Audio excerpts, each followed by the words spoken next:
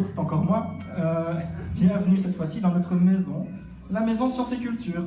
Aujourd'hui, on va parcourir les différentes pièces de cette maison et vous montrer que votre quotidien, il n'est pas si ordinaire que ça. Il y a beaucoup de chimie qui se cache derrière tout ça.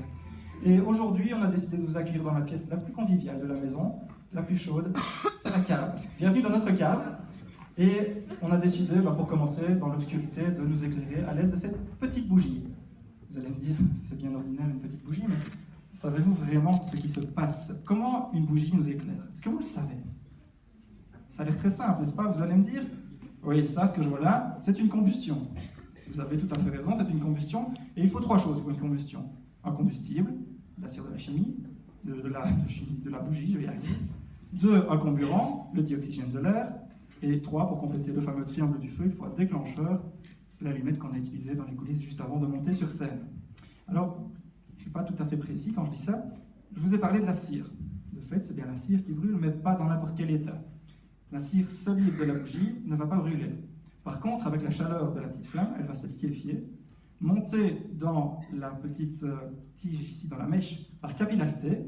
Et alors, lorsqu'elle va rencontrer des régions de haute température, elle va se vaporiser. Et c'est en phase vapeur, mélangée au dioxygène de l'air, que la réaction de combustion va pouvoir avoir lieu. Et donc ici, vous avez une petite bougie comme ça. Vous avez compris pourquoi la bougie éclaire?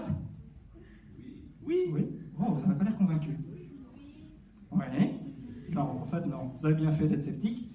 Ici, je vous ai expliqué pourquoi il y avait une combustion, c'est-à-dire un dégagement de chaleur, réaction exothermique. Par contre, je n'ai pas expliqué pourquoi vous voyez une flamme, pourquoi une émission de lumière. Alors ça, on va faire une expérience tout de suite avec Virginie. Alors, si je prends ici un verre de montre et que je le mets en contact avec notre flamme, regardez, on voit un dépôt noir qui se forme ici sur le verre. En fait, ce dépôt noir, c'est de la suie.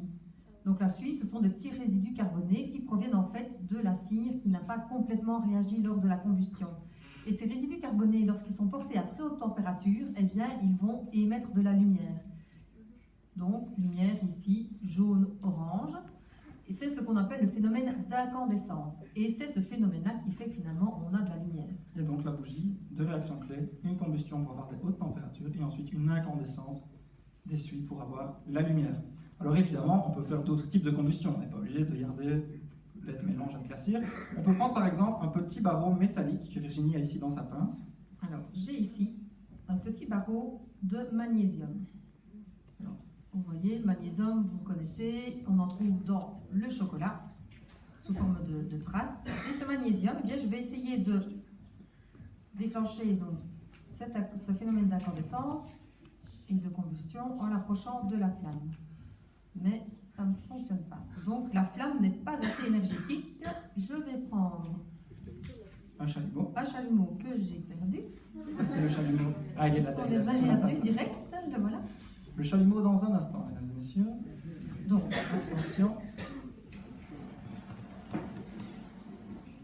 Avec le chalumeau comme déclencheur, donc beaucoup plus chaud, beaucoup plus énergétique, on va pouvoir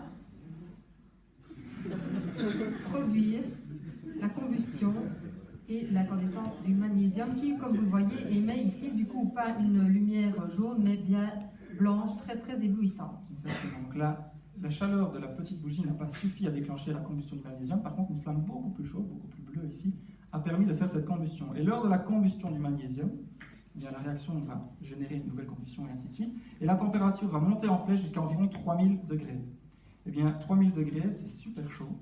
Et du coup, vous avez une flamme qui est bien blanche. Et alors, les physiciens vont très bien vous expliquer pourquoi c'est blanc. Alors qu'une flamme plus froide, ici, sera un peu plus orange. Alors, évidemment, vous avez vu cette lumière blanche? Eh bien, moi, ça me rappelle quand même une lumière d'un flash photo. Alors bon, dans les appareils photo de nos jours, c'est juste une petite LED qui clignote comme ça quand vous faites tous vos selfies, puis vous sélectionnez la meilleure pour les mettre sur Snapchat. Par contre, dans l'ancien temps, eh bien, on utilisait ce magnésium comme flash. Dans les grands appareils photo, vous vous souvenez, vous avez certainement déjà dû voir ça dans des documentaires, il y avait des grands trépieds en bois, un gars qui venait mettre sa petite tête là en dessous d'un voile noir, et à bout de bras, il tenait une petite poudre de magnésium dans un réceptacle, il mettait le feu et ça faisait un beau flash. Bon, alors évidemment, le dispositif était un peu plus compliqué, et évidemment, toutes les personnes qui se mettaient sur la photo, c'était un peu le jour de fête, c'était l'occasion, et vous le voyez ici, on a clairement l'impression que c'est un jour de fête, tout le monde a l'air de bien se marrer, on sent clairement qu'il y a un amusement assez important.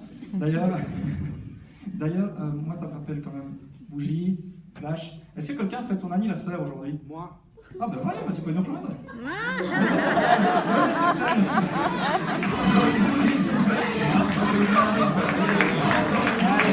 Bon courage.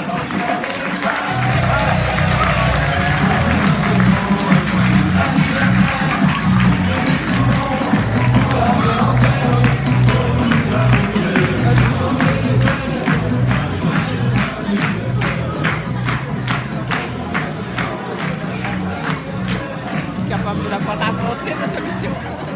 Ouais, c'est dommage d'être spontané comme ça. On mesure après. Hein.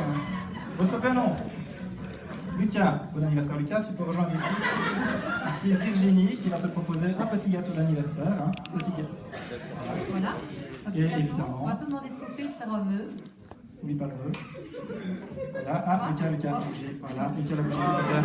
Ah, évidemment. T'as compris, hein. On pourrait continuer comme ça. Sur la bougie. Voilà, on pourrait continuer comme ça jusqu'à la fin de la bougie. Alors Lucas, Cadeau. cadeau. Mais avant de repartir avec le petit gâteau, attention Lucas, tu peux repartir avec le gâteau si tu réussis à m'expliquer l'expérience qui vient de se passer. Alors Lucas, attends. Lucas, indice, les 2 premières expériences vont t'aider à résoudre la 3e. Pas de joker? Allez, c'est ton anniversaire, tu peux garder le gâteau. Je t'explique. Attends. Tu ne veux pas mon explication, Lucas? Alors, tu as une bougie, mais pas tout à fait classique, tu t'en doutes. Dans la mèche, on va y mettre de la poudre de magnésium. Alors, quand on allume la bougie, vous allez me dire, oui, mais le magnésium, n'est pas censé prendre une combustion, là, c'est pas assez chaud. Sauf que sous forme de poudre, la température pour que la combustion se lance est un peu plus basse, et donc la température d'une petite bougie, ça suffit dans ce cas-ci. Et donc, ce qui se passe, tu as la bougie qui brûle, tu as la combustion du magnésium en même temps, et quand tu souffles sur la bougie, il reste des petites braises très chaudes de magnésium, je t'ai donné la température tout à l'heure, et donc cette haute température permet à relancer à nouveau une nouvelle combustion, la bougie se rallume, et ça ennuie beaucoup Lucas. D'accord? Merci Lucas, tu peux prendre ta place.